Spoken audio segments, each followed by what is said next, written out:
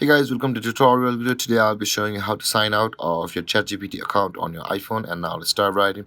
Now to log out of your ChatGPT account on your iPhone, first open up the browser where you have signed into your ChatGPT account like this. You can see guys, this is the ChatGPT interface and I have already logged into my account over here. Now in order to sign out of your ChatGPT account on your device or your iPhone, at the top left corner of your screen, you are able to see the three-lined icon over here.